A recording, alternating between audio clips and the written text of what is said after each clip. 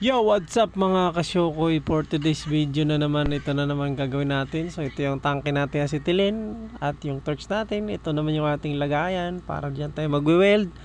At syempre yan yung ating hihinangin sa araw na ito mga kasyokoy. Kung makikita nyo yan sa aking mga nakaraang video, talaga namang sandamakmak yung full weld natin dyan. Pero sawa ng Diyos, yan mga kasyokoy, parang nawala na.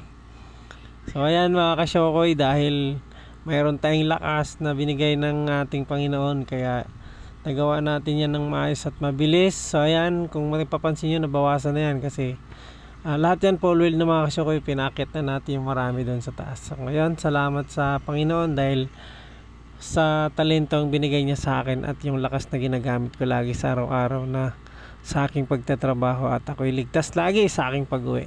So yan mga kasyokoy, full weld natin to. Yan yung last natin, pinakahuling huling straight duct na full weld natin. Tapos matapos yan, syempre uwian na.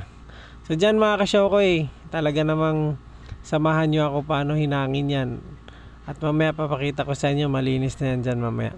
Let's go!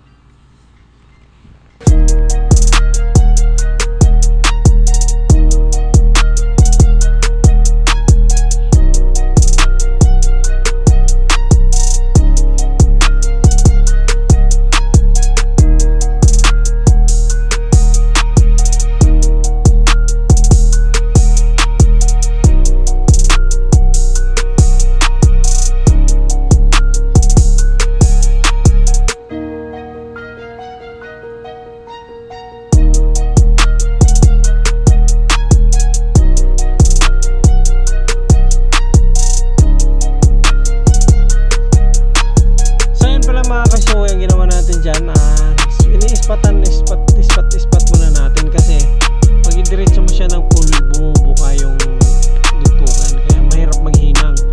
So inispat natin yan bago natin i-full weld, kasi pagka may spot, hindi siya masyadong bubuka yung dugtungan natin, para mahinang natin at maganda yung siyempre yung weld natin mga kasyokoy.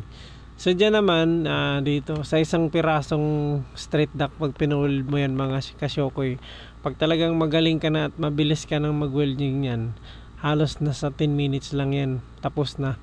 So depende yan sa paggamit mo ng acetylene, yung sa templa, kung kaya din ng kamay mo yung bilis ng lusaw. Kasi kapag kunting mo dyan, butas ka agad yan kapag masyadong malakas. So dyan natin mga kasyokoy, natapos natin yan, 10 minutes lang natin yan ginawa. Kaya solve na tayo at syempre tapos na yung ginawa natin. So yun sa mga natin dyan, mga master gas welder dyan, shout out sa yung lahat syempre. Tingnan nyo mga kasyokoy, di ba? Malinis na, no? So ayan, syempre dahil malinis na yan, praise the Lord na tayo dyan mga kasyokoy. So yun, maraming salamat sa aking mga supporters. God bless.